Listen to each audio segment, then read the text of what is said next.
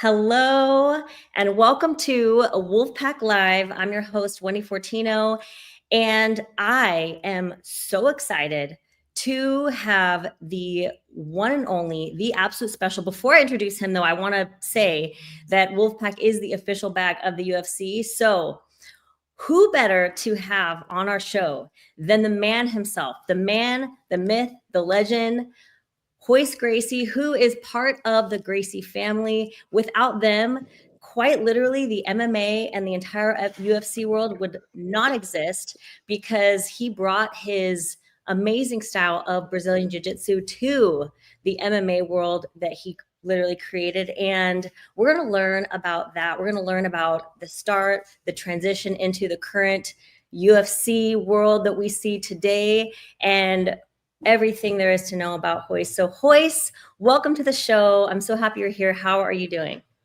I'm good. Life is good in my world. No complaints. Life is good in your world. I don't know how you do it. I don't know how you have the energy. I know you're in great shape. We're going to talk about all that, but you know what? I think that it would actually be really fun for us to start with a little highlight clip that I pulled together to maybe bring back some nostalgia and then get us talking. So here we go. Look at that. Is it any takeover? Right for the takeover. Royce away. This is what Royce wants. Now Royce will stand to the side so Patrick cannot knee him in the groin. Watch this. He cannot do it. Royce will now. So does that bring back some memories? Good memories. Oh my gosh. All right. So that's a good way to start, because here's the thing. All right. When I first started doing my research on you, the first thing that stood out to me was that you were in a gi and nobody else was. All right. And I also know that you truly wanted the soul of MMA to be, you come to the stage with your style of fighting, Brazilian Jiu-Jitsu, and you wanted to put it to the test and see if it was the best style, if it worked. So tell me a little bit about that, the intro of this whole world. Okay. It started way back with my father, my uncles, and then my cousins, my brothers. Didn't start with me. So it was more of a quest that my family had. Once they learned the art of jiu-jitsu, it became like they start a lot of people thought, oh, the Gracies are trying to put the other styles down. No, we're not trying to put the other styles down. We're just trying to find out which style is the best, because everybody claims that their style is the best. So what if the best karate guy fights the best kickboxer? No time limit, no weight division, no rules. What would happen? So we just had the curiosity to put it to the test. So it wasn't because we were trying to put the other styles down. No, we're just trying to see if our stuff, jiu-jitsu, works. Yeah. And it worked. I mean, well, how else do you know if your style of fighting works? Obviously, you have to put it up against everything else in order to see if it worked. And you, and back then was a style against a style. So I wasn't the only one using the gi. There was karate guys that showed up and they came in a gi. Of course, kickboxers just show up with the kickboxing trunks, you see, and sometimes one glove. So depend on their style, the wrestlers with the wrestling outfit. And so it was a style against a style. Today is more of an athlete against an athlete, because everybody practice the wrestling, the jiu-jitsu, the judo, the boxing, kickboxing. It became more of an athlete. It's like, who is better prepared, who have the best strategy. I mean, I want to know how you feel about that, because I'm sure that you really probably think that that's good that everybody practices their craft, right? But you also,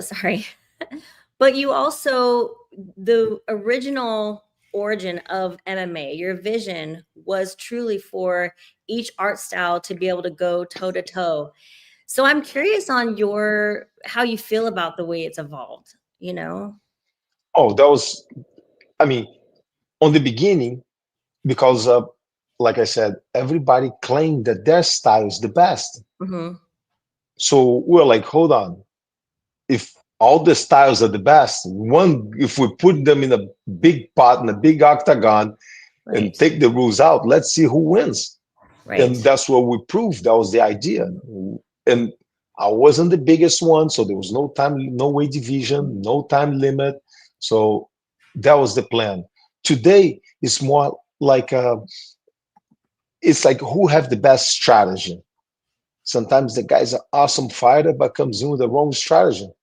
Yeah. So it's like we put it to the test. What works and what doesn't. Yeah. I mean, I think that personally, okay, this is my personal opinion, and I'm kind of diving into this head first, like I told you.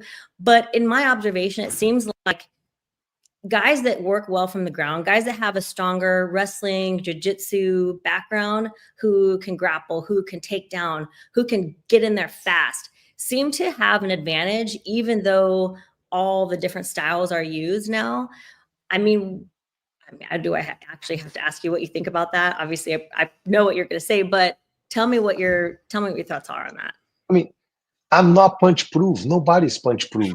Yeah. If tomorrow I have to fight a good boxer, a good karate guy that can, if he hits me once, I'll probably go down. I'm not Yeah. punch proof. But 99% chances that I'll be able to get in a clinch. Yeah. So a grappler in general have a better advantage. It's like when you watch two boxers fight. Once one boxer starts to lose, what does he do? He gets in a clinch. So it's not impossible to get in a clinch.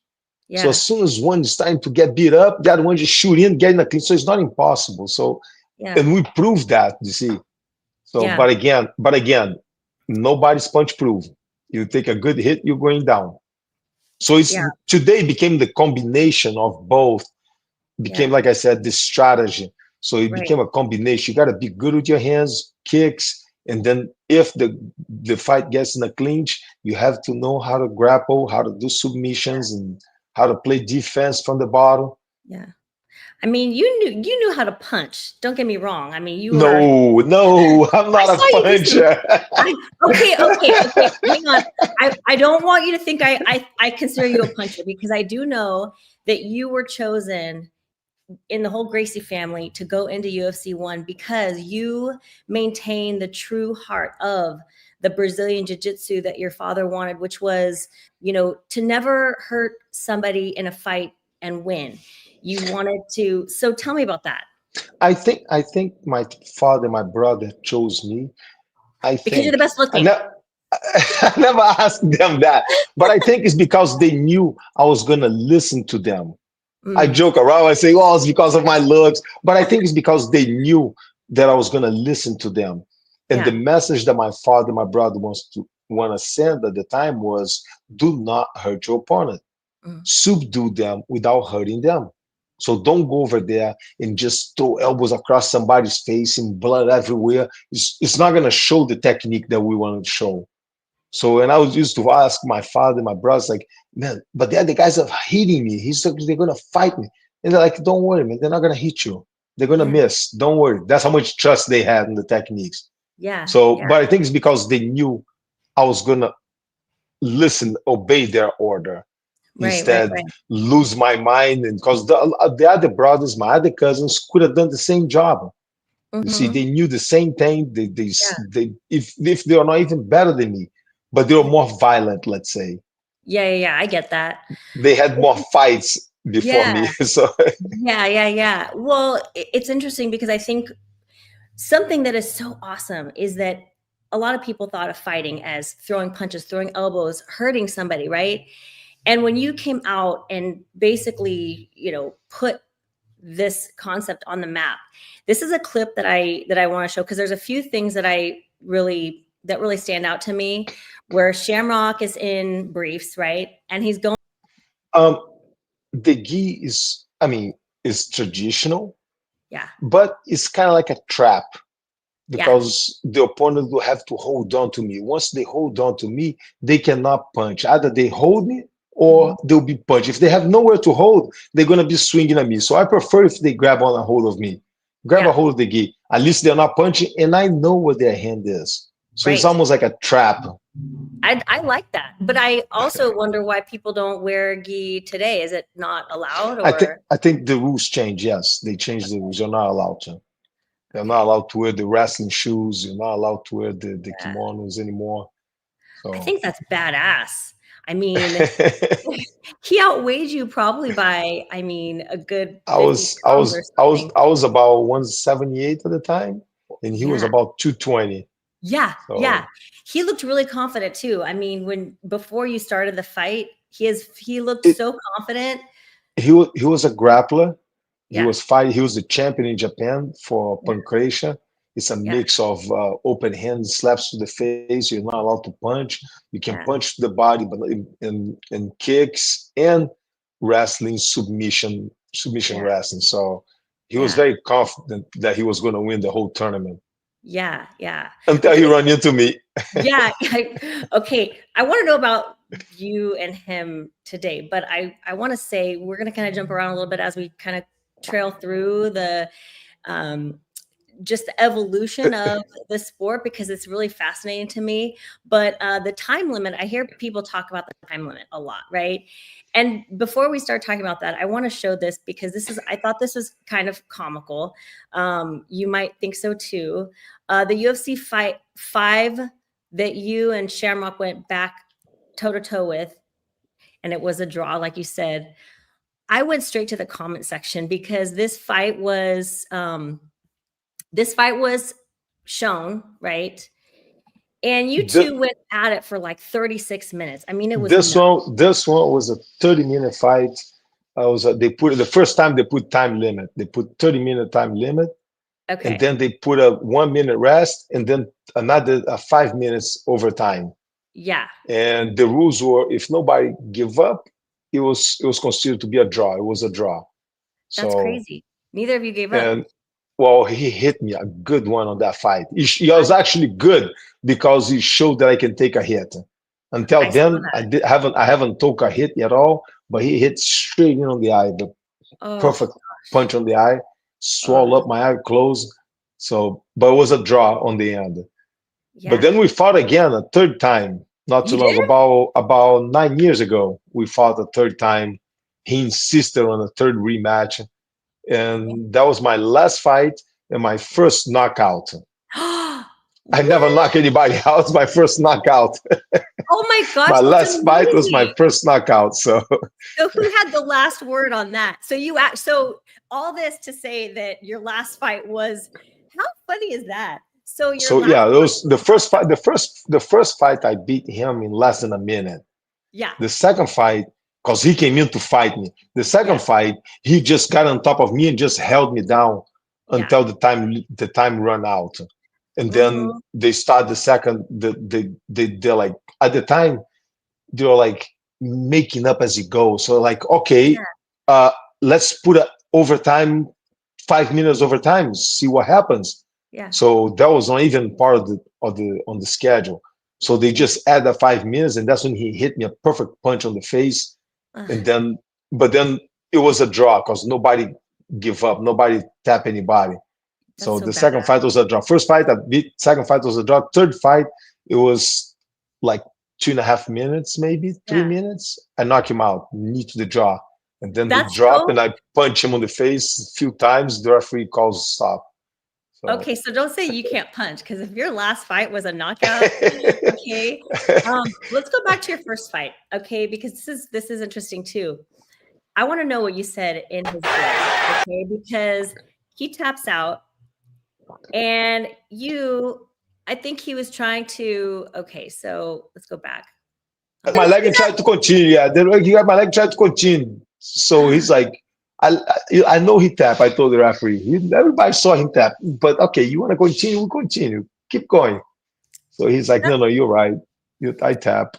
Isn't that like man code or something like that? I mean, It if you Back then was a men's agreement. Yes, the only Mhm. thing not allowed was biting and eye gouging. Mhm. Everything else goes. So there was on the finals of the first UFC, it was against Gerard Gordeau, another Uh-huh. super tough opponent, kickboxer, Savat, karate background from Holland, from Netherlands, Yeah. and he as soon as I took him down, he took a bite of my ear. So he bit my ear, so I pulled it out. I headbutt him a couple of times. I whispered in his ear, "Dude, you're cheating." He just give me a look like, "So what?" It's like, so I had but a couple more times. Yeah. I already talked to him about that. We Yeah. cleared up. Yeah. I Yeah. met him years after. He invited me to go to his school and teach at his school. Yeah. And Yeah. he's like, Well, "Man, sorry, man. It was a fight with no rules. Everything goes. That means everything goes. I hate to lose." He's still a tough guy. He's still a tough fighter. Gerard Godot is awesome.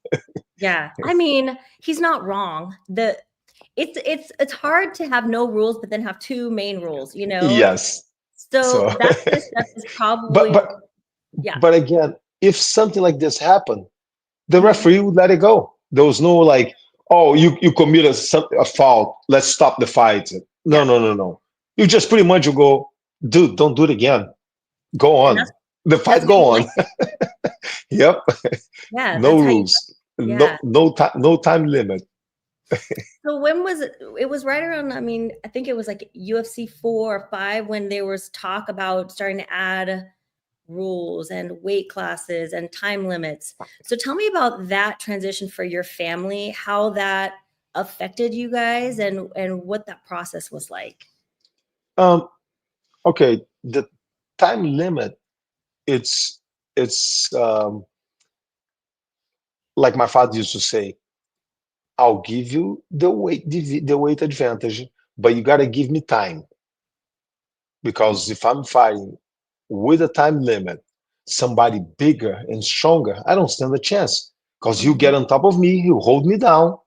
He's bigger, he's heavier, and he wins because he's on top. So it's unfair. So if I'm gonna give you the weight advantage, you gotta give me time." Mm, So once mm. they put time limit, the no weight division became like, okay, the bigger, stronger one will always win on that case. So that's when Interesting. they put the time limit on the UFC 5, and then they start to implement weights came right after that because it was Ah, unfair because the bigger guy falls on top, holds you down, he wins because he took you down. that makes So sense. so it's like, yeah, I'll Yeah, give you the weight advantage, but you got to give me time to work. yeah. So, but then That totally makes sense. but today, for instance, everybody fights on the same weight division. Yeah. So there's no, "Oh, it's better for this guy or better for that guy." No, it's not. It's equal for both fighters. Mhm. It's Yeah. equal for both of them. It's there's no such a thing. "Oh, the grappler have advantage." No, he doesn't. Because again, a grappler is not a punch proof. Right, He right, right. takes one hit, he'll go down. Yeah. So same thing. "Oh, the stand up guy have advantage." No, Yeah. he doesn't. Because if Yeah. the grappler takes it, so you gotta. It became all Yeah. around. You have Yeah. to be good at both. You have to be today. You Yeah. have to be good with your hands, standing up, and you have to be good on the grappling. What did you think about the UFC 312 with Sean Strickland and Dracesis? I forget his last name. It's a unique last name, but they had agreement they would stay to the stand up. What did you think about that? I did not watch the fight. I was traveling. I was on the road. I did not Oh, have a chance. I saw the results, yeah, but both of them were super tough. It can, yeah, like I said, it can go either way. yeah, yeah. So I It was didn't know. I interesting. didn't. I didn't know they had this kind of agreement. Let's Yeah, just duke it out, stand you up. it was crazy because I watched the whole fight and it looked like a kickboxing fight. And I'm watching it going, gosh, this literally looks like I'm watching a kickboxing fight. So at the end, when after Sean lost, Dr- Yes. yeah, I forget his last. He said that they had made that agreement before they went into the fight that they would stay to the stand-up. And I thought, wow, well, there you go. I mean, that makes sense, you know. It's interesting. I didn't know. I prefer grappling. Yeah, it's interesting, you know. I mean, You I get don't hurt. know. You get hurt last, I think. Maybe. I mean, I don't know if they feel like their grappling skills were so good that scared them both that they. I don't know. I mean, who knows? Who knows what the reason is? I think both trust their Yeah. stand up so Yeah. good, so much that they decide to, okay, let's put it to the test. See who's better stand up. Yeah. I will say that anytime you started your fight, I feel like it almost became predictable, but not predictable. That you would just do like a shoot through right to the legs. And you're so fast that even if somebody knew you were going to do it, they still couldn't do anything about it. That's the thing, is that it's almost like a fast forward button. Whenever I see you shoot through to the legs, I feel like I turn on the fast forward button on my TV. It's like most people wants to come in and fight you and punch you and knock you out. So if I just wait and wait, go ahead, come hit me. Whenever they come to hit me, I'll get in a clinch. Like I said, two boxers fighting. You put two boxers, and as soon as one start to hit the other, the one that's losing get in a clinch. So it's not impossible. So I just wait for them to come hit me. Do you want to hit me? Go ahead, hit me. So as soon as they come in to hit, I get in a clinch. Right. It's a lot of energy to hit somebody. Hit somebody and miss. It's like a lot of energy. I just timed them well. And one thing they always had was a good notion of distance. So I'd always know the distance, the perfect distance, that I'm out of distance so they cannot hit me. When they cross the line, I shoot in. Yeah. I don't stand there and hit. I don't believe on getting used to get hit. Yeah. You need to get used to get hit. No, hell no. I don't want to get used to get hit. I'll tell people, you get used to get hit. I'm going to get used to hit you. We're made one for another. I'm not going to get used to getting hit. Oh my gosh. Okay. Well, no, I don't want to get used to get hit either. Neither do I. That doesn't sound like something I would want to get used to at all. Okay. While we're laughing a little bit, I do want to, I want to get your take on this. Like I said, you know, I went straight to, I did go straight to the comment section on your UFC 5 fight. And I didn't know that you had a third, which is kind of amazing. This was the comment section. I just kind of want to pull it up. So this guy says 25-pound difference, bare knuckles, headbutts, full gi, WWF type opening. Ron Jeremy is a ring announcer. Man, these were wild days. It was. Sometimes I think, what was my family, my father thinking when he put me there? My God. Oh my gosh, it's amazing. This guy says, I fast forwarded 20 minutes and they were still in the same position. Yep. The crowd fell asleep, woke up, and we're still fighting. Yes. Someone said, I see why they have judges in 5-minute rounds now. LMAO. Oh, go ahead. If they think that fight 30 minutes was long, I had one with Sakuraba in Japan. There was 6 rounds of 15 minutes around. That's nuts. It was the total, I think, was like a 2-minute rest in between rounds. So 15 minutes, I'll rest for 2. So the total is like an hour and 45. What? Fighting. Was that with Pride? That was with Pride, yes. It was an hour and 45. It was 6 rounds of 15 minutes with 2-minute rest in between rounds. So the crowd fell asleep, woke up, and it's like, please, somebody just give up. We're bored right now. It's like, this guy's still fighting. Come on. Somebody just give up. This person said, when an immovable object meets an immovable object, or the boos started because they paid to see a fight. The boos continued because they got bored. The boos stopped because even booing got old. Yep. But like I said, on the first fight, he came in to fight me. On the second fight, his strategy was like, okay, let's play for the draw. So that's when time limit came in. They put the time limit. So he's like, man, he wasn't fighting against me. I think he was fighting against the clock. So he got on top of me, hold on. To him, a draw, because I was tapping everybody out until then. So to him, I think a draw would be like, okay, a draw. I didn't get tap submit by him. I won. You see, to him was like almost like a victory to him that he looked at it, that he didn't get submitted by me. So, but it was a draw in the end. So, but he just got on top of me and just hang on to me, just hold on. I even heard his father was saying, do something. He's like, nope, I'm staying here. Yep. Interesting. That is interesting. So I'm curious, and you can share what you want, but I would love to know your family's. You've probably told us a million times, but I personally just am really into this, and I wanted to know your family's vision behind, starting the MMA with the Brazilian Jiu-Jitsu. We kind of already covered that, but then the vision of the UFC, and also tell me about the moment it kind of transitioned, and then I want to have a couple of questions after that. Okay. When my brother first came to America, my family was already well known in Brazil. My uncles, my father, my cousins, my brothers, everybody thought we had a big name, but there was not easy. There was no internet back then. That's how old I am. My God, there was no internet. So people did not. What happened in Brazil stay in Brazil. So when my brother Horton came to America, and he decided to. I mean, he opened up the Gracie Academy. He was teaching and students, private classes in the garage every day, and then we opened up the first Gracie Academy, and then that's when he opened up he decided to create the UFC.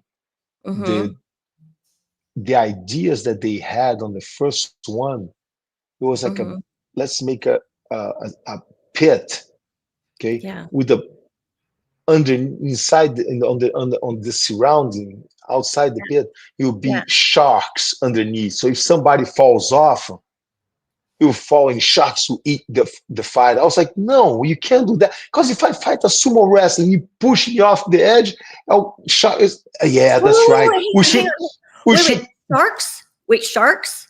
They had crazy ideas on the first one. They want to make a platform with a pit around. And sharks at first. and then when I said no, don't they run by me the idea, what do you think? I said no, because if I fight somebody bigger, everybody was bigger than me, and push me off and I fall down, sharks will eat me. They're like, yeah, we should put piranhas.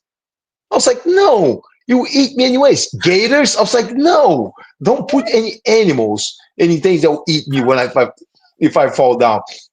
And they're like, oh, okay, so let's make a fence like the octagon, but with barbed wires. I was like, no, because if I fight somebody, they will just ping against the fence with barbed wires. I'll be stuck. It's like, yeah, how about an electrical fence? I was like, no, you hold me against, fry me against the fence. They had crazy ideas in the beginning. Royce, they were trying to kill you. My own brother, your family was trying to kill you. I was like, no, if I fight somebody big and push me against the fence, fry me. No, I don't like the idea. But then the vision was to spread jiu-jitsu all over the world. And by teaching classes in a school, in an academy, it would have taken forever to get there. So the best way to do it was to put on TV. So once we put on TV, and once America find out, the whole world will find out. So what happens in Brazil, people didn't see, but we've been doing this in Brazil for many, many years. Until it came to America. Once it came to America, it spread out all over the world. So the whole world saw what's going on. Yeah. Gosh, how did that feel? I mean, did it hit you? Did that hit you when, I don't know what the first organization was. It wasn't the UFC that you brought Brazilian Jiu-Jitsu. It was UFC. It was UFC. Okay, so the UFC was when you brought it basically globally on the map. I just want to know that how that felt. Like, did you feel like, wow, I mean, we did it? What would that even feel like? Um, I'm a product of my father's work. Yeah. So yes, jiu-jitsu is good. It worked. So it Yeah. wasn't me. It wasn't, people say all the time, oh my God, I saw you fighting. I tell them, no, you never saw me fighting. You saw Yeah. the technique fighting. It wasn't this beautiful face that you saw. You saw Yeah. the technique. You see, Yeah. that's what you saw on the cage. Yeah. So it works. If I can do it, anybody can do it. So it was a technique. That's what I tell people. Actually, I would go deeper than that, because based off of everything you just said, this is so much more than the technique. It sounds to me like you learned so much more about creating a character, respect for your elders, respect for the craft that you're learning, and which is probably why this makes this such a great thing to put kids into at a young age, because the way that you're talking about this is not like your modern day athlete who wants to take credit for everything and wants the attention and wants to be in the spotlight. You're speaking from a place of you are representing this art and this craft with character and integrity. That seems like it's a theme in the whole world that you live in. I think that's the reason my father chose me too. So Hmm. it's because he knew um, it's I was gonna show the technique. You Hmm. see that the technique works. Yeah. Instead, just it's not me. I'm not taking the credit because I'm Yeah. just another human. So Yeah. I just learned how to fight from my family. Hmm. So and yes, learn how to Okay. respect and trust the elders. So they say, do it, it's gonna work. I'm not Hmm. gonna go against it. They already have the experience. They've been there through many times before me. So if Yeah. they say go for it, do it, it's gonna work. It's like, okay, done. I trust. So That's I'll go awesome. for it. I'll jump right in. That is awesome. I want to know your opinion on this, because I'm going to tell you what Google told me. So I asked Google which Gracie brother was the best fighter, and I thought it would for sure pop up your name, but it popped up Rickson Gracie. Apparently, he never lost a fight, but he also shied away from a lot of fights. So tell me what you think about that. Personally, I think the best fighter of this family is my daughter. She can get Okay. anything out of me. She goes, Dad, okay, you won. What do you want? Okay, okay. Well, all right. You don't want to answer that. I get it. I get it. You don't want to answer that. I can tell. my my Tell me daughter about will this. go. My daughter will go, Dad. I was like, okay, you win. What do you want? She doesn't have to argue. She doesn't have to. The boys will be like, come on, Dad, gotta give me this. I gotta do that. It's like, oh, there's a fight going on. It's like, nah, not with the daughter. Okay, I like that, because I know you probably don't want to say who you think is the best fighter between the brothers, and that's okay. That's okay. I'm gonna say I'm gonna say you, Hey, because hold you're on, the hold on, hold on, hold on, hold on, hold on. okay. You do want to How answer. do you think that Uh-huh. I got so good? Because the Because old brothers used to beat me up. They're all better than me. My okay. old cousins. You kidding me? Like I said in the beginning, I said that my other There we go. brothers and cousins, they could Uh-huh. all done the same thing. They Okay. probably would be even more violent than I am. Yeah. But my Yeah. father trusts me because I was gonna listen to him more. Yeah. Yeah. Probably. Never asked, but I think that's what I think. Yeah. I I see that.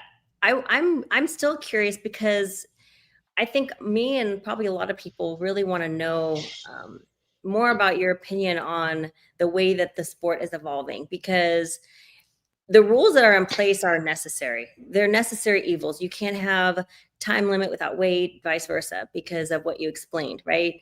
The rules are added to keep people from having advantages, to keep people from getting hurt really, really bad. We obviously don't want piranhas and sharks and barbed wire. We don't want anything that is going to cause a death, right? But there are people who come into MMA, they learn all the different styles of the arts.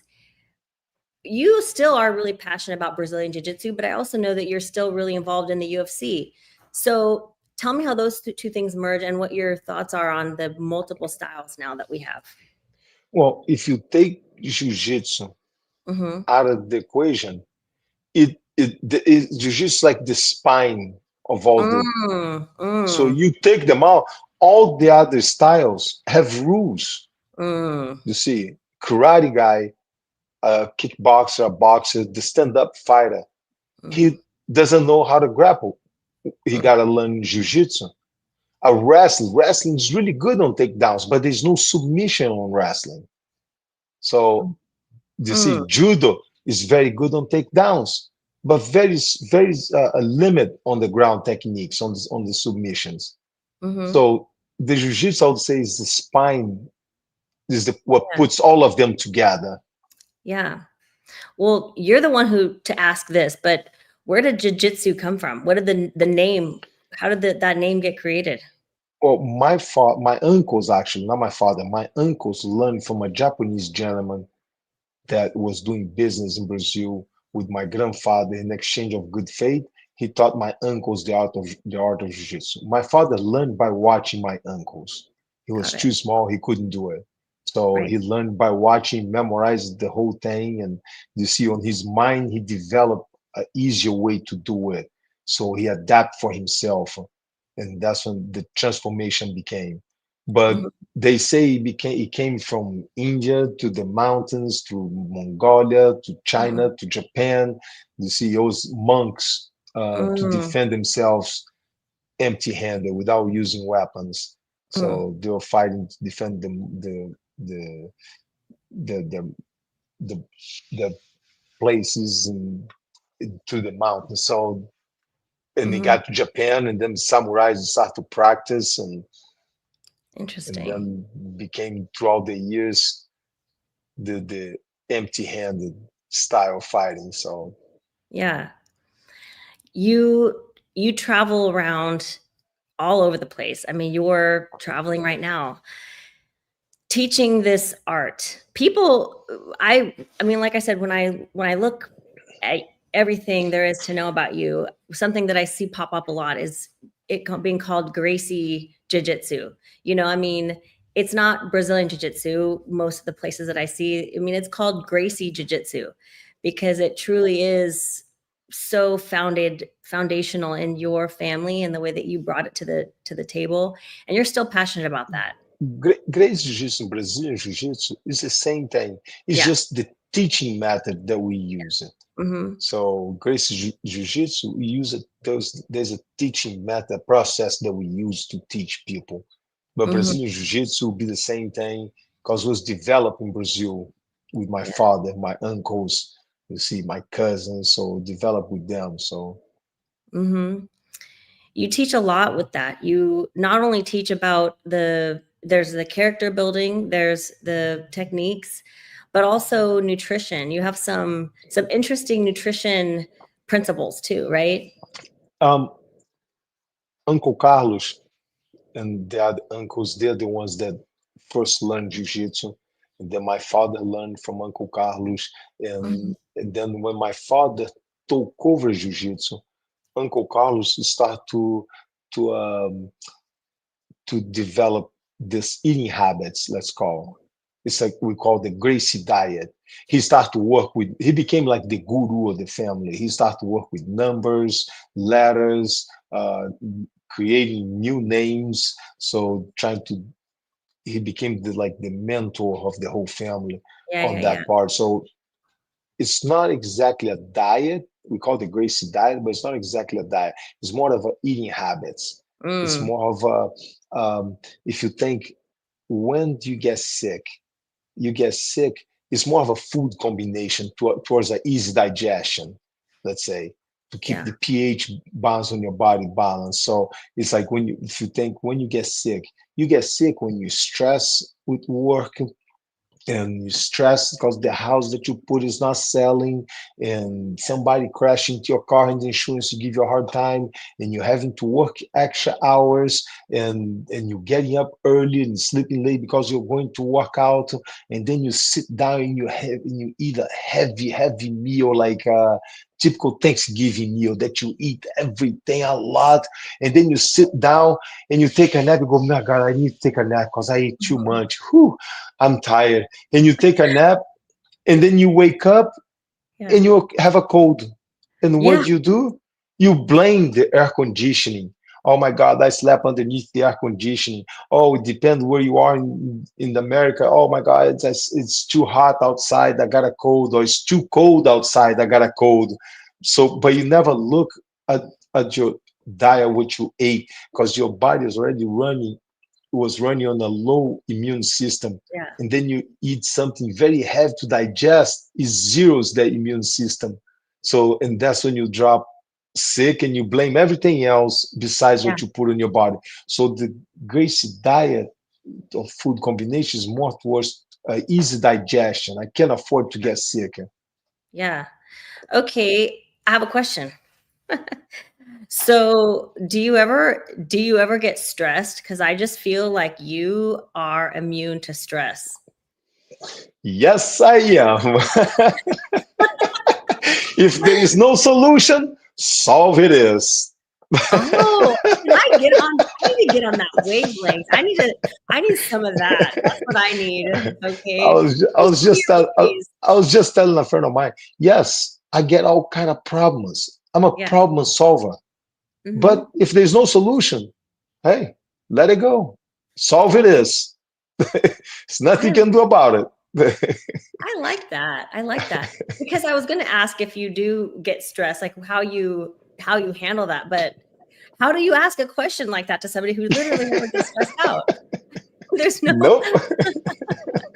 I like And my kids know that. They call me sometimes just full of problems. And it's like, oh man, this happened, that happened. I was like, it's okay. You'll be fine. Yeah. Do this, you'll be fine. Trust, do that, do what I'm saying.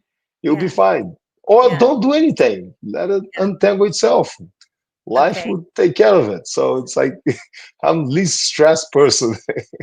Okay. But is your solution sometimes to go to the mat and just practice? Like, because like sometimes you have a lot on your plate. There's a lot going on in your life. You know, I don't know anybody who's human, who could do everything that you do without a little bit of that. But I would imagine your solution probably that kills it all is just to go and do some jiu-jitsu. I'll do whatever. I'll go for a swim. I'll go for a run. I'll go for a training, jiu-jitsu, lifting weights. Can't sleep. Okay, might as well. If I can't sleep, I'll go lift weights. Do something productive. Instead of sitting in bed, it's like, oh my God, I can't sleep. I can't sleep. I can't sleep. Just go get up and go for a run. Might as well do something productive. I want some of this. This is amazing. I think there's something about your training. There's a mental training. So this is what's fascinating to me, because we could talk about fighting all day, but I am actually finding patterns with you that go so beyond the fighting. Like I said earlier, I mean, everything that you stand for and the whole practice, the art that you practice, it really does go so deep for you, because the way that you talk about it, the way that you respect your dad, and the way you respect your family, and the way that you represent this art that you're representing, everything about it, it all goes down to your character and the way that you truly live your life in Zen. And that seems to be what your whole purpose and your whole life is, right? You gotta be like, keep a flat line. Oh, you won $1 million. I'm gonna be okay. Nice. Well, you lost. You owe $1 million. Okay. Okay. Doesn't change. Okay. All right. I'm going to. I shouldn't be a poker player. I don't know. Okay. I don't know if I totally believe that. Here's why. Because maybe if something stressful happens, you stay there. But you mean that nothing gets you extra excited? You don't have that, like, really? Watch when I won my fights. Yeah. Watch the fights. Yeah. My family celebrate more than I do. It's like, I'm doing my job. I train to win. Celebrate what? You see, celebrate that I won a fight. I didn't train to lose. I would have been more like in shock, like what went wrong? Right, right, right. Why did I lose? You see, I lost twice in my career. And that Mm-hmm. was the time I was like confused, like I did not train to lose. But the times that I won, it's like they celebrate. It's like, okay, I won. It's like, it's another day of the office for me. I trained to win. I didn't train to lose. How do you handle that with your what do you, I don't know, call it your fighters? I don't want to call it fighting because I feel like Brazilian, With my students in general. right, your students, how do you deal with that with your students? Because I would imagine that they don't all, come in with that energy. How do you transform? It's trying to teach people that Mm-hmm. that the same way that gotta know, you know how to win. Everybody knows how to win. You have to know how to lose. You lost, take your head down, just congratulate your opponent. Let's go back to the training camp, see what happened wrong, and let's redo it again. Mm-hmm. You see, let's put the train back on the line. So it got derailed somewhere down the road. So let's fix it and put it back on the line. Yeah. Let's So pretend like you gotta know how to win, but you gotta know how to lose too. I agree. Yes. So I'm curious. So let's say, your daughter calls you and she's stressed out and she's going through some, life crisis, and she calls you, and how do you handle that situation? I want to know why. Yeah. Stress Yeah. with what? Yeah. Yeah, because my plane, my flight got canceled, and Yeah. I'm not gonna be able to get to the destination in time for business or whatever, or my vacation. You're not meant to be on that flight. Wow. It got canceled for a reason. It's a way of God's protecting you. So Wow.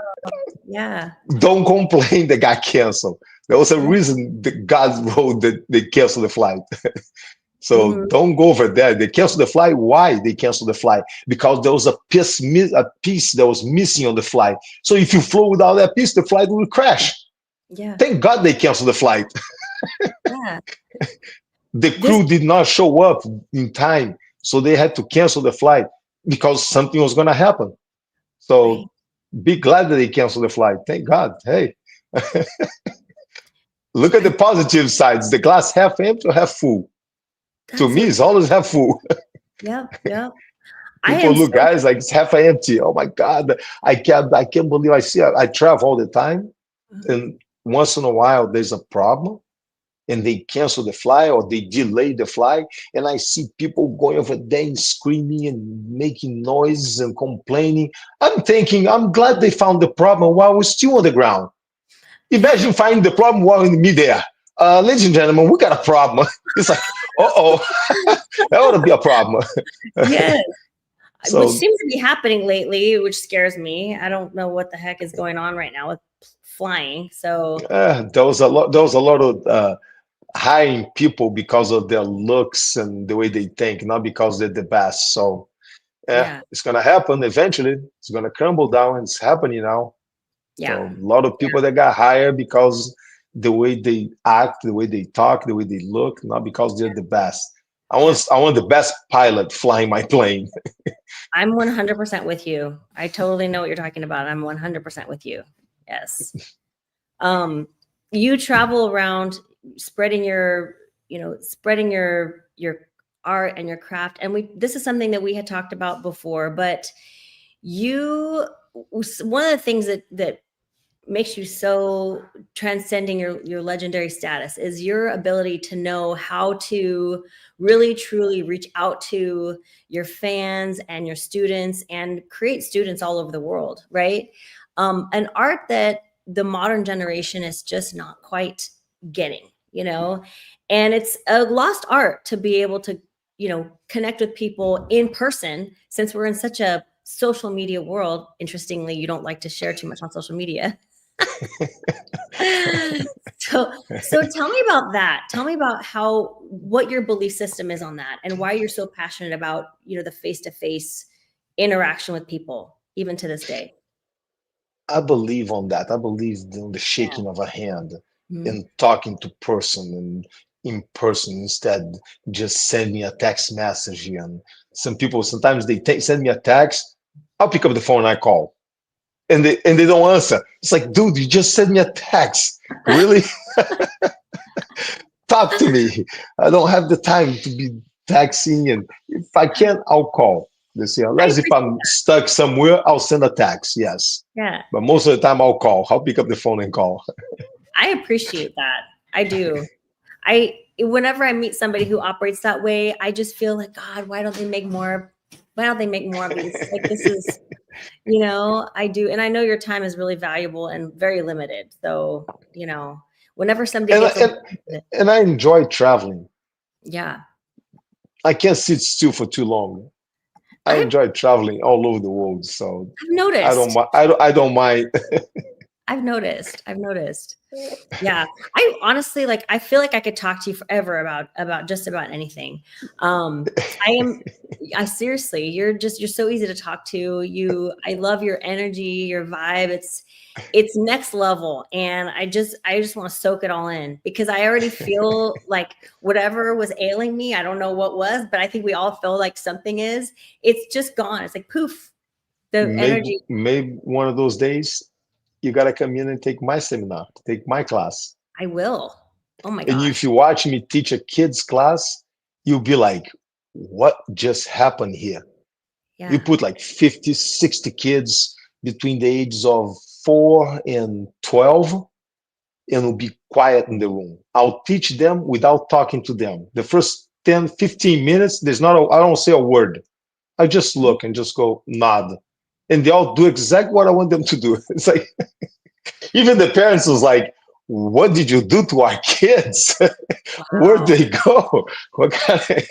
Well, okay, I have a thought about that. My thought on that is, yes, it's definitely your ability to do that. But even more, I think it's when you walk into a room, you command so much respect that people are just waiting with bated breath to see what you're going to do, what you're going to gesture, whatever it is. You have earned and commanded this level of respect that is so beyond. And I think if I was there, I would be waiting for you. It's like Jedi mind trick. It's like, Yes, you no, really. I'm just kidding. No, my father taught us how to teach. Yeah. And in order for you to be a good instructor, you got to be able to teach without talking. Wow. So you teach a whole class without saying any word. That's a good instructor. I don't know if I could do that. Talking is my thing. I'm a talker. I don't know. I would struggle So with I that. can teach without talking. It's just showing. I'd be like, And people go, yep, people understands. Know exactly what I mean. oh my gosh. That's awesome though. I mean, but I do think that there's a huge component of your presence that has to do with that. People know that when you walk into a room, they're paying so close attention to you. But also, this is an interesting social experiment if you think about it, because of your prestige and your presence and the respect that you have earned and that you get from everybody. It's interesting that people maybe learn about themselves, how easy it is to learn, right? Without needing to be talked to. And that's also, it's a multi-level kind of learning experience for people. Because I think as a student if you told me that I was going to learn from somebody who wouldn't give me verbal instruction, it would be all based off of, nodding or whatever, I would say, how am I supposed to learn? But after experiencing it, I would probably learn something about myself. Wow, I have the ability to pick up cues on a level that I never knew I could before. That would be another learning component to it. Yes, I am gonna agree to disagree, but Okay, that's cool. there is no such a thing as a good student or bad student. There's good teachers and bad teachers. So if Okay. you don't learn, it's my fault. Oh, Okay. And I am good teacher, so you will learn if you show up to my class. Maybe we do have to agree to disagree, because I think that there are students that are good. Okay, I think a bad student is somebody who's comes in extremely stubborn without having an open mind to learn, right? And that, I think, it would probably be the case if they walk into. If I cannot teach that student, it's my fault, not his fault. He can be as close as mine as possible. Okay. As a good teacher, I have to teach him. Yeah. Put that in the prospect of I get that. every single coach on every sport, on every in the school system, math, language, history. If the student don't learn, it's the teacher's fault. I'll figure out a way to get through you and inside your head and make you learn. I like that. I do. I do. It's very easy for the coaches, for the teachers to say, "Oh, this student doesn't pay attention." Well, get my attention. You see, oh, it's very easy to say, "Oh, he doesn't have the ability. Right. He's not good." Well, I'm here to learn. Yeah. I see this in a lot of layers, though. There's so many layers to this, because you started, when you brought, Brazilian, well, not, I know your family brought Brazilian Jiu-Jitsu to the MMA. You established your notoriety through being such an amazing fighter. You came into teaching with a lot of a commanding presence. People really respected you, admired you, and really wanted to learn from you. And that is the open mind that, you had out of the gate, right? I think that, that student who comes to you may not be so open-minded with somebody that they didn't respect. Let's say a fighter who never won a fight, who doesn't have the skill set that they feel they're going to learn from. There's a lot of layers to it, right? I guess that's my point. You don't agree? You're like, no, you shouldn't be teaching. Is probably what your answer is. Then maybe you shouldn't be teaching. My answer to that would be, that's how stressed I'll get. I'm going to choose peace of mind over reasoning. I like that. I like that a lot. Okay, you win. I agree. Okay, I'm going to choose peace of mind over reasoning. All right, you win. I agree. I totally agree. If the students show up to class, you see, he's not closed mind anymore. He's there to learn. He wants to learn. So if he doesn't show up, I cannot teach him. That means he's closed mind. Okay. So all those layers work. But if the student is there, it's my job to teach him, my job to coach him. So, but again, I'm going to choose peace of mind over reasoning. But you can't blame me for playing a little bit of devil's advocate, because I want to see what you play. So, but I completely agree with you. I think that is an amazing teacher to be able to take full responsibility. Nobody takes full responsibility for anything these days. This is the pushing back on that is, part of our current culture. That's what people are thinking when they hear you say that. So I'm pushing you in the way that, like, a lot of people think. That's people's first thought is the reason why, right? But when you take full responsibility and full ownership, that is a rare quality that not many people have anymore. It's amazing to hear from somebody who really truly just takes it all, and that's what we all should train ourselves to be more like. And if he's showing up, he's not closed mind. No, I agree. If he's showing up, it's his interest. So it's my job. And if I teach, he will learn. Gosh, you're amazing. You are just so incredible. I want to learn from you. I hope that that's what I said. You have to come to my class one day. I will. Well, since you invited me, I hope we have more opportunities to talk, because you are just an absolute joy to talk to, learn from. I already feel like I'm on another level. So thank you. Thank you.